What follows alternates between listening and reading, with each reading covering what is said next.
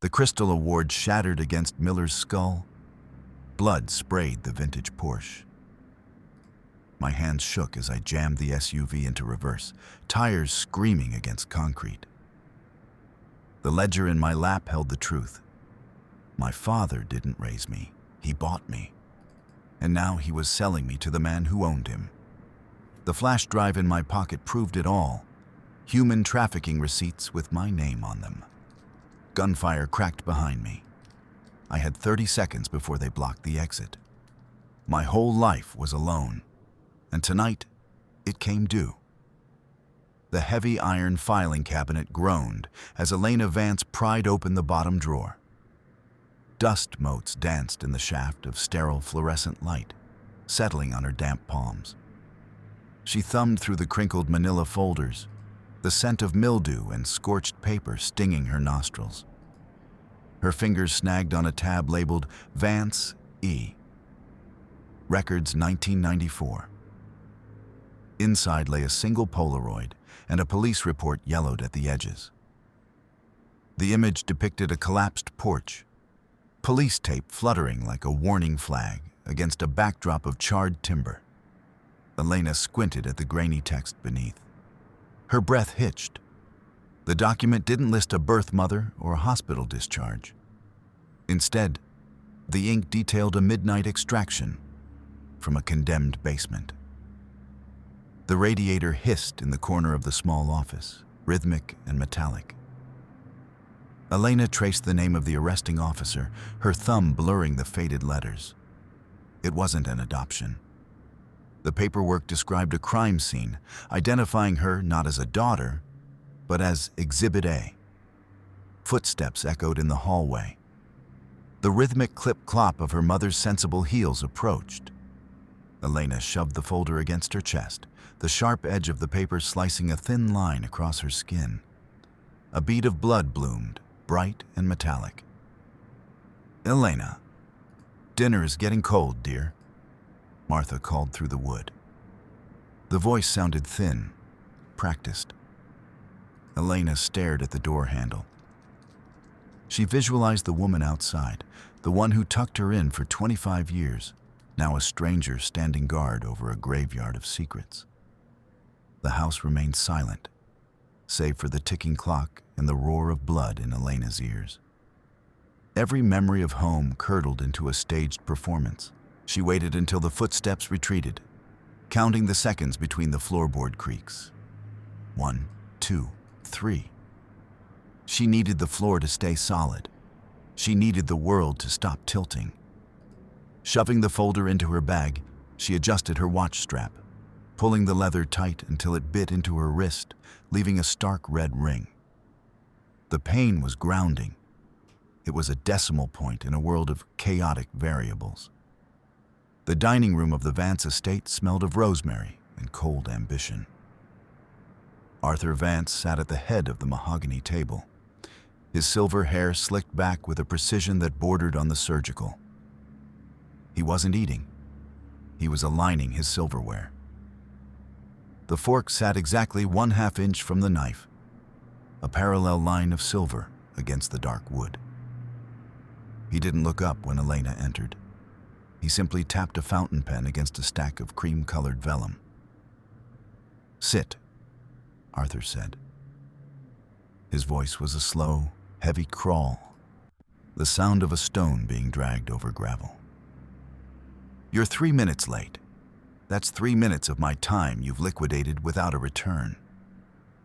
Elena sat, her spine a rigid line. She began to count the patterns on the wallpaper. 1, 2, 3. "It's my birthday, Arthur. I thought the schedule might be flexible." "Nothing is flexible, Elena. Flexibility is just another word for a lack of discipline." He pushed the vellum toward her.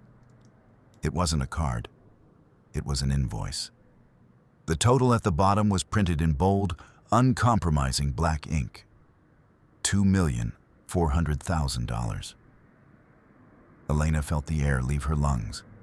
The smell of the roasted lamb suddenly turned rancid in her nose.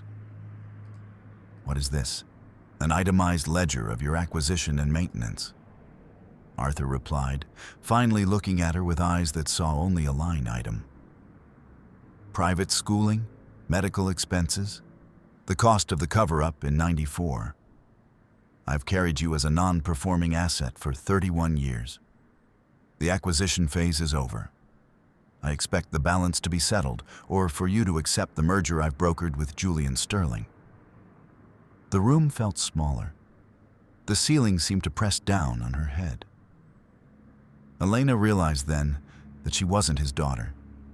She was a debt he was finally calling in. She looked at the invoice, then at the man who had raised her. He wasn't a father. He was a creditor. I'm not a piece of property, Arthur, she whispered, her voice trembling. Everything is property, he countered, his voice devoid of heat. You're breathing my air on credit. I suggest you start thinking about how you intend to pay me back. He stood, the chair legs scraping against the marble floor like a scream.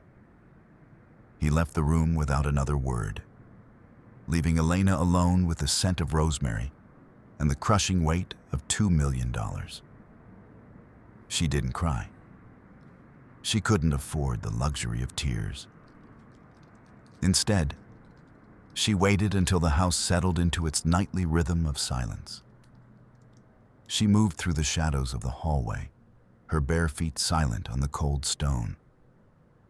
She knew the code to Arthur's study.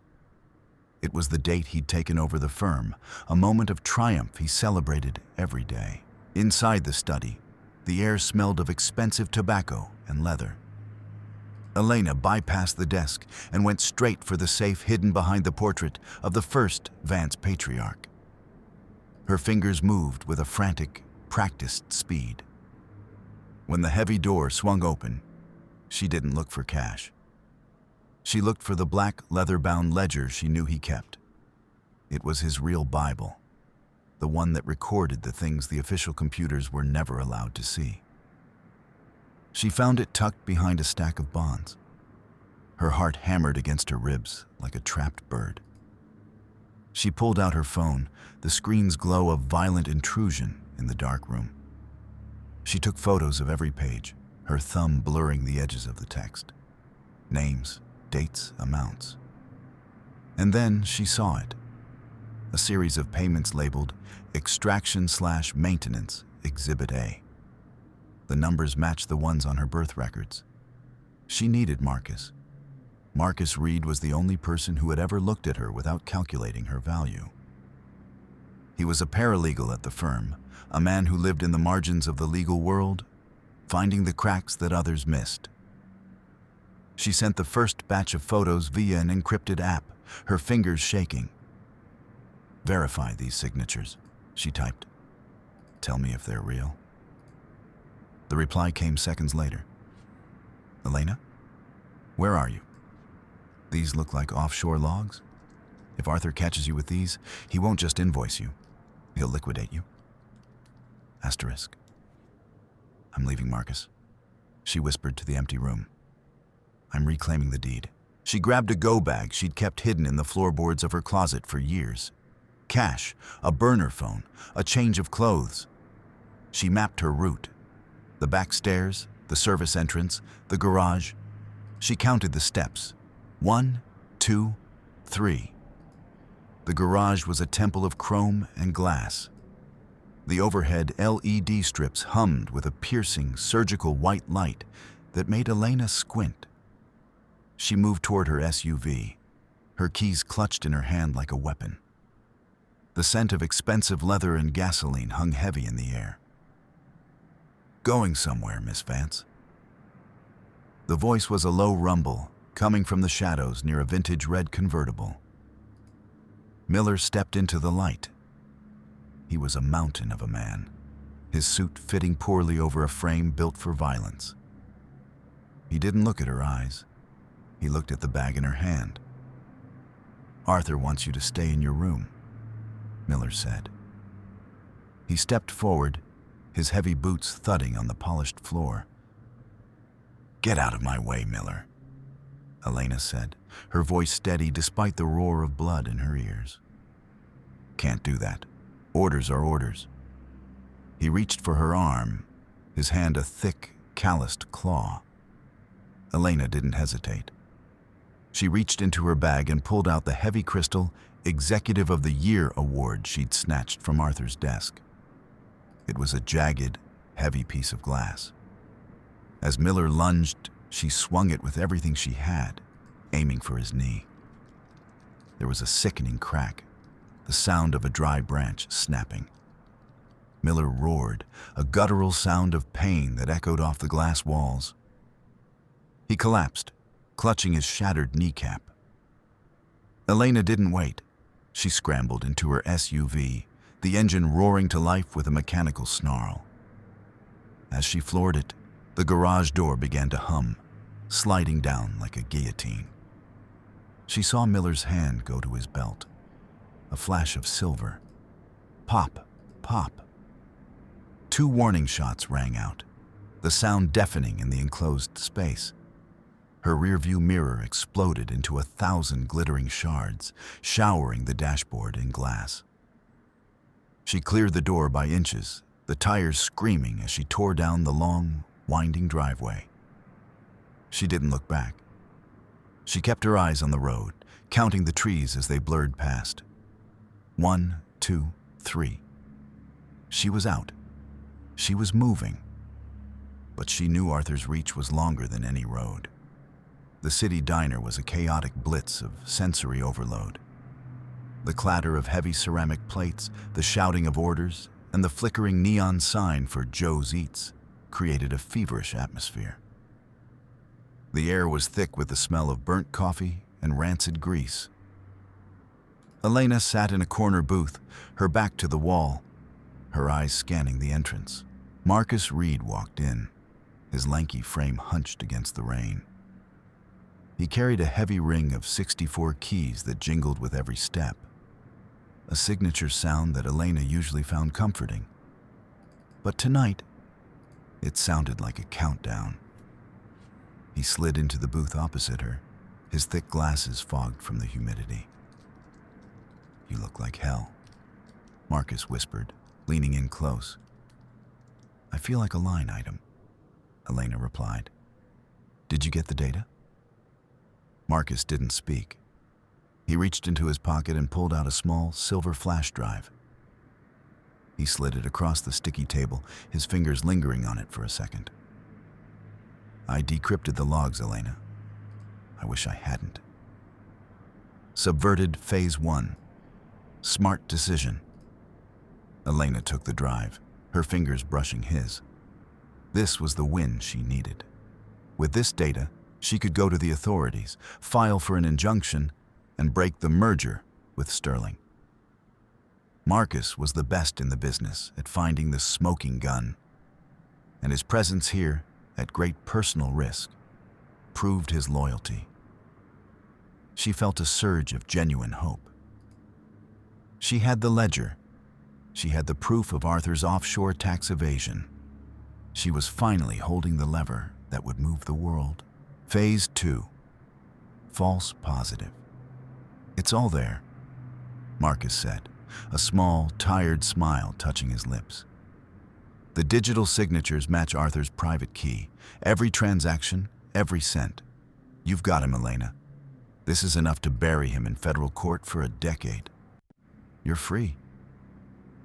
Elena felt her shoulders drop for the first time in years. She let out a breath she'd been holding since the dining room. The weight of the $2 million invoice felt lighter, almost manageable. She tucked the drive into her inner pocket, the cold metal a comforting weight against her ribs. She was going to win. Phase 3. The crack. She looked down at the drive, then back at Marcus. He wasn't looking at her. He was staring at his coffee, his fingers rhythmically tapping the table. 1, 2, 3. His eyes were red-rimmed, but it wasn't just from lack of sleep. There was a hollow look in them, a shadow she hadn't seen before. "Marcus?" she asked. "What is it?" You found something else. He stopped tapping. He looked up, and the pity in his eyes made her stomach turn. I didn't just find tax evasion, Elena. I followed the money trail back to the beginning. Back to '94. Phase 4. Catastrophic reveal. The adoption fees, Marcus said, his voice barely a whisper. They weren't legal costs. They were payments to a human trafficking ring. Arthur didn't adopt you, Elena. He bought you. And the man who brokered the deal? The man who signed the delivery receipt. Elena felt the world tilt. The diner's neon light seemed to pulse with a violent, sickening rhythm. It was Julian Sterling. Marcus finished. The truth hit her like a physical blow to the solar plexus. The man Arthur was forcing her to marry wasn't just a business partner. He was her original captor. The merger wasn't a marriage. It was a repatriation of stolen property. Julian Sterling was the primary lender foreclosing on Arthur's firm because he wanted his asset back. Elena looked at the flash drive in her hand. It wasn't a ticket to freedom. It was a map of her own cage. She hadn't just uncovered a crime. She had realized that her entire life was a transaction that had never truly closed. She was in a worse position than before. She wasn't just fighting a father. She was fighting a global predator who had owned her since she was a child. The floor didn't just feel shaky. It was gone. Elena, we have to move, Marcus said, his voice cutting through the roar in her ears. If I found this, Sterling knows you have it. He's not going to let you walk away. Elena stood, her legs feeling like lead. She counted the steps to the door. 1, 2, 3.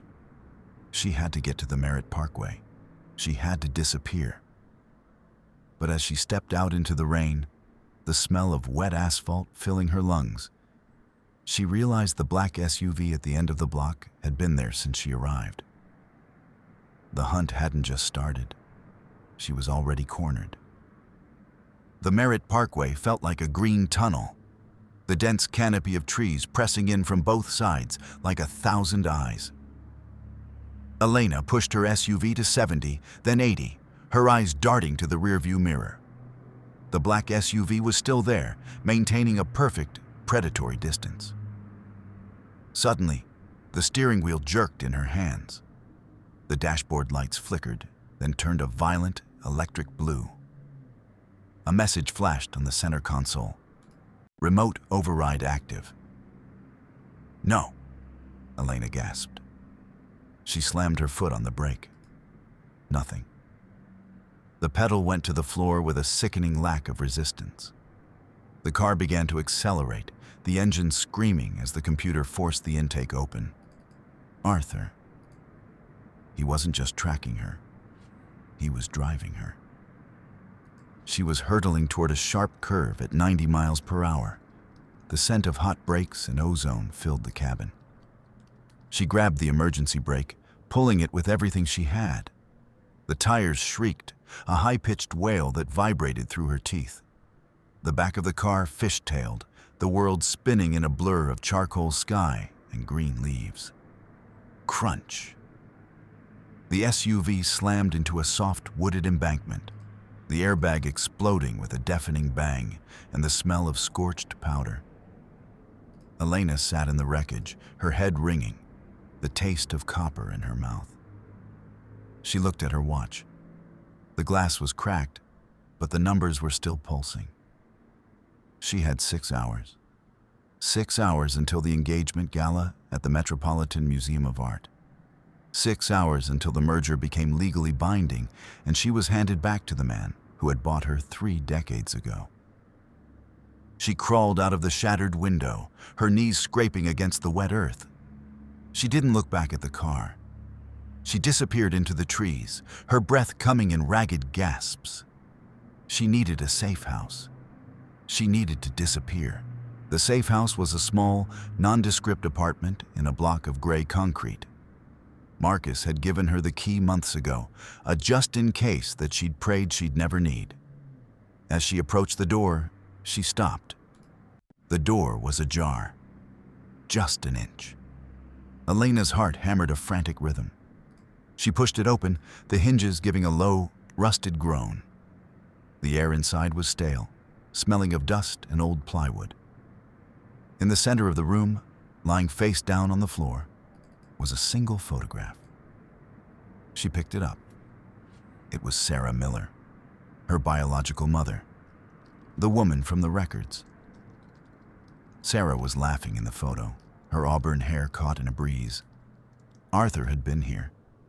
He'd left this as a calling card, a reminder that there was nowhere he couldn't reach, no secret he didn't already own. Looking for something, two men stepped out from the kitchen. They were Julian's men, contractors with the cold, efficient eyes of professional hunters. One of them held a length of heavy zip ties. The other had a hand on his holster. "Mr. Sterling wants to make sure you're on time for the party," the taller one said. Elena backed away, her eyes scanning the room. The exit was blocked. The windows were boarded from the inside. She was trapped in the basement of her own sanctuary. She saw the red canister on the wall, a chemical fire extinguisher. As the first man lunged, Elena ripped the pin and squeezed the handle. A violent cloud of white powder erupted, filling the small room with a choking, blinding fog. The men shouted, coughing and stumbling in the whiteout.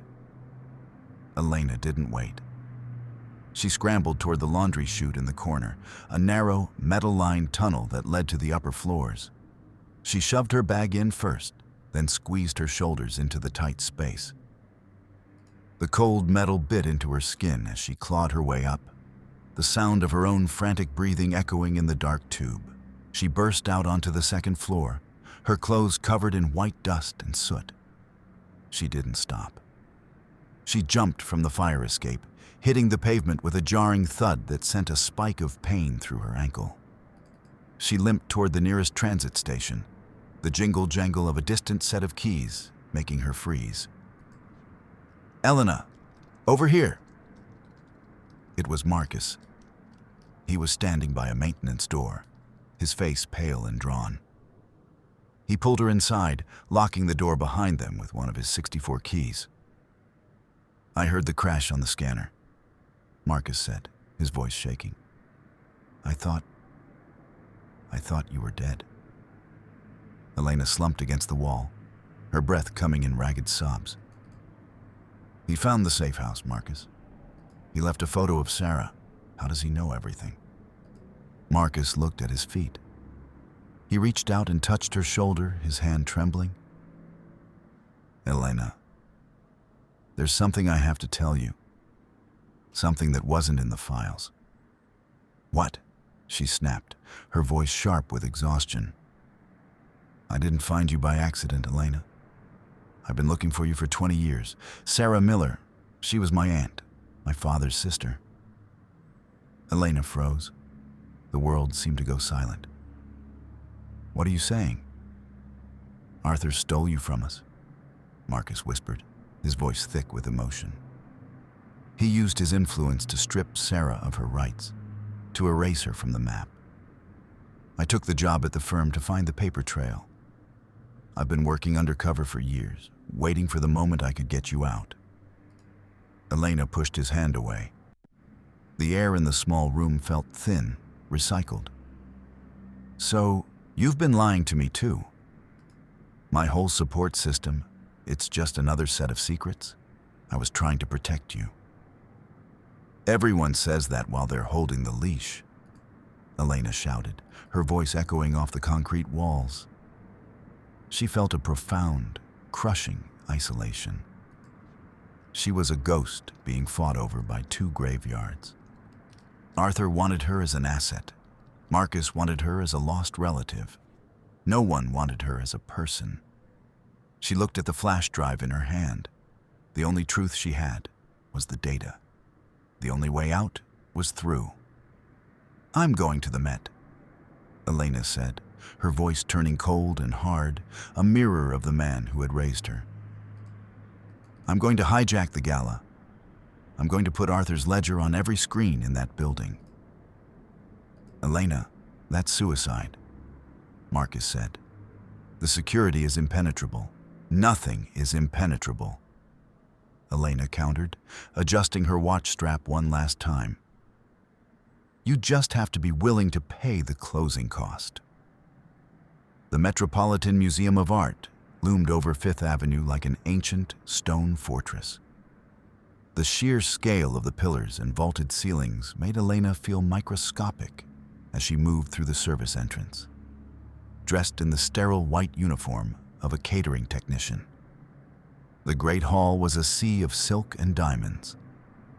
The smell of expensive perfume and champagne was nauseating. Elena moved with a practiced, invisible grace, her eyes scanning the security cameras. She knew the rhythm of the guards. She knew the ceiling count that the lead technician, Robert Chen, used to ground himself. She waited until he began his 42-second ritual, then slipped past the server room door. Inside, the air was freezing, a biting, artificial chill that numbed her fingertips. She plugged the drive into the main console, her heart hammering. Access denied. She tried again. Credentials revoked. "Looking for these?" Arthur's voice came over the room's intercom. Cold, detached. "I scrubbed the digital logs an hour ago, Elena. I own the precinct. I own the servers. Did you really think I'd leave the back door unlocked?" Elena felt the floor fall away. Her leverage was gone. She was standing in a tomb of her own making. She scrambled to manually bypass the lockout, her fingers flying over the keys. Suddenly, a security alarm began to chime, a high-pitched, rhythmic wail that vibrated in her chest. "Security to Sector 4. A voice crackled over the radio. Elena bolted. She ran through the darkened galleries, her footsteps echoing like gunshots on the marble floor.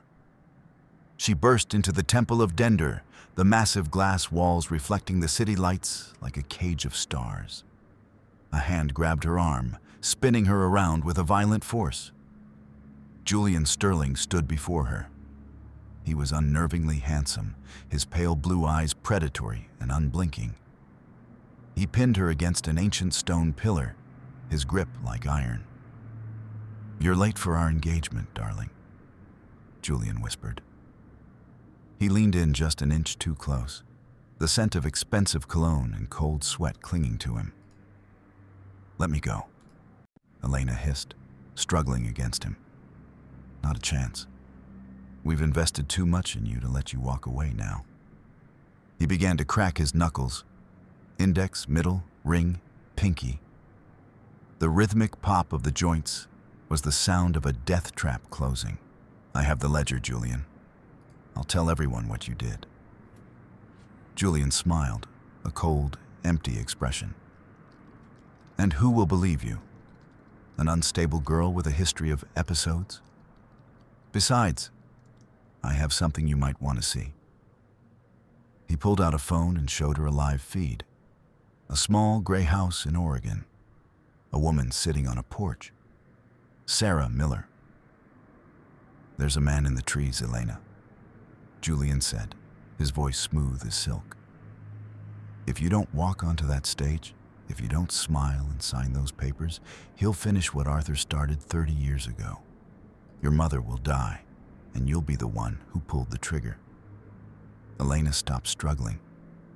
The air in the temple felt like a vacuum, devoid of life. She looked at the woman in the photo, the mother she had just found, the one she had never known. "You wouldn't," she whispered. "Try me," Julian replied. Subverted Phase 1. Smart decision. Elena went still. She realized she couldn't fight them with the ledger, not yet. She had to play the long game.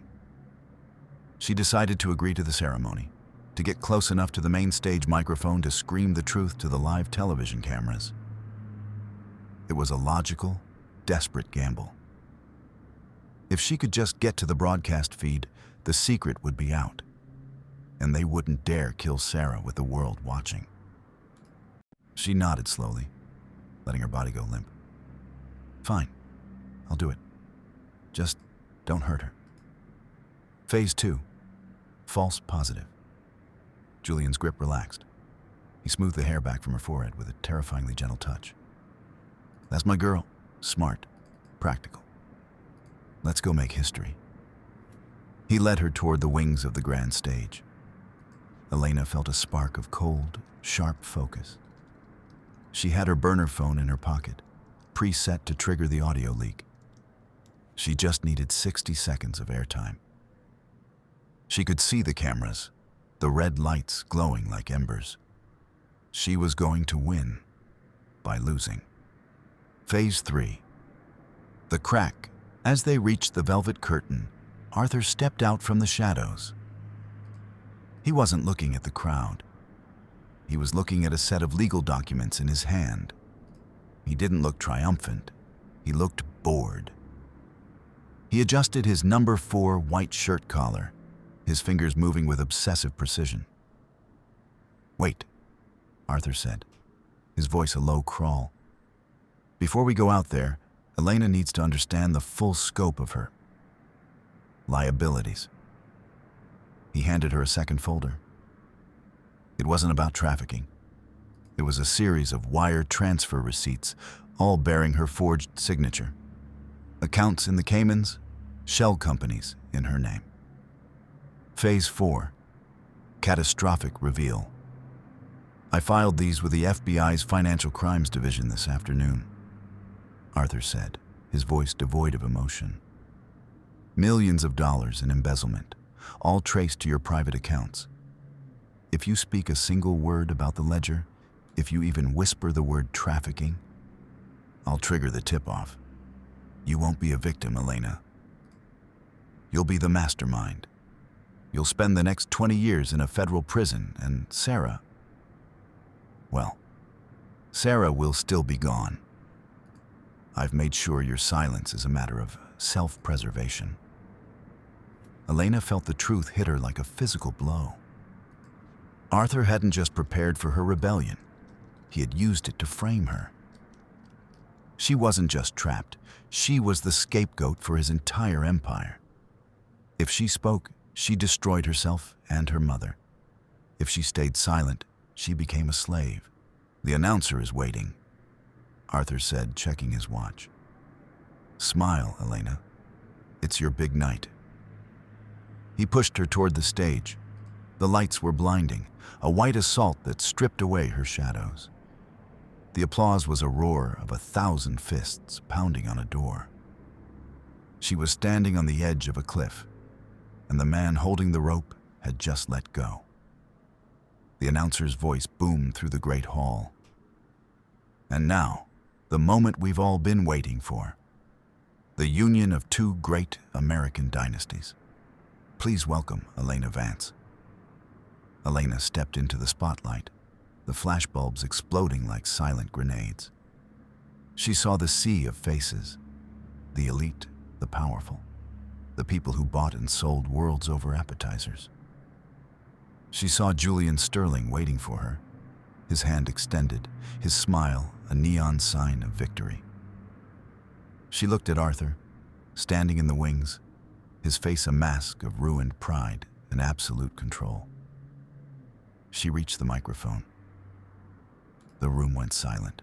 I have a confession to make, Elena said, her voice clear and steady, echoing through the vaulted ceiling. She reached into her pocket. Not for the drive, not for the phone. She reached for the silent alarm remote she'd swiped from the security desk while Robert Chen was counting tiles. Click. A violent, mechanical roar filled the room. The heavy steel security shutters slammed down over every exit, sealing the museum like a tomb. The emergency lights flickered on, a harsh, pulsing red that turned the great hall into a scene from a nightmare. What are you doing? Julian hissed, lunging for her. Elena stepped back, her voice amplified by the emergency broadcast system. The one system Arthur couldn't scrub because it was hardwired into the building's bones. "My father wants to talk about debt," Elena said, her voice booming over the speakers. "So let's talk about what he owes." She didn't play the ledger. She played the recording she'd made in the study, the one where Arthur explained that she was a capital investment, and admitted to the extraction in '94. His voice filled the room, cold and monstrous, stripping away the veneer of the Vance legacy. "I am not an asset," Elena shouted over the recording. "I am a woman, and I am done paying for a life I didn't ask for." The doors at the back of the hall exploded inward. Not security. The FBI James Thompson led the charge, his trench coat smelling of stale cigarettes, his voice a gravelly roar. "Arthur Vance, Julian Sterling, you're under arrest for human trafficking, racketeering, and conspiracy." The final twist hit like a thunderclap. Julian Sterling didn't fight. He stepped away from Elena, his hands raised, but his eyes were on Thompson. "About time, James," Julian said. Elena froze. "What?" "Julian Sterling has been an informant for 3 years, Elena," Thompson said, his voice tired. "He was the only way we could get close enough to Arthur's private logs. He had to play the part. He had to make it real." Elena looked at Julian, the man who had pinned her to the pillar, the man who had threatened her mother. "You nearly destroyed me," she whispered. "I had to make him believe it," Julian replied, his voice devoid of the predator's edge. "I'm sorry, Elena. But it's over." Arthur was led away in silver cuffs, his face a mask of cold, silent fury. He didn't look at Elena. He looked at the floor, counting the tiles as he was dragged into the red light. Months later, the Vance empire was a memory, a pile of legal dust and liquidated assets. Elena stood on a porch in a quiet coastal town in Oregon. The air smelled of salt and pine, a clean, sharp scent that didn't cling to the throat. A woman stepped out of the house, Sarah Miller. She looked older than the photo, her auburn hair streaked with silver, but her eyes were the same restless, searching eyes that Elena saw in the mirror every morning. They didn't speak. They didn't need to. Elena stepped forward and wrapped her arms around her mother, the warmth of the embrace a physical sensation that erased 30 years of cold marble and iron filings. "I found you?" Elena whispered. "You came home," Sarah replied. As the sun set over the Pacific, turning the horizon into a wall of gold and charcoal, Elena took the $2.4 million invoice from her pocket. She struck a match, the flame a bright, dancing point of light in the twilight. She watched the paper curl and blacken, the ink of her debt vanishing into ash. She watched the wind take it, scattering the remains of Arthur Vance into the sea. She wasn't a daughter. She wasn't an asset. She wasn't Exhibit A. She was Elena. And for the first time in her life, she didn't need to count the steps. The ground was exactly where it was supposed to be.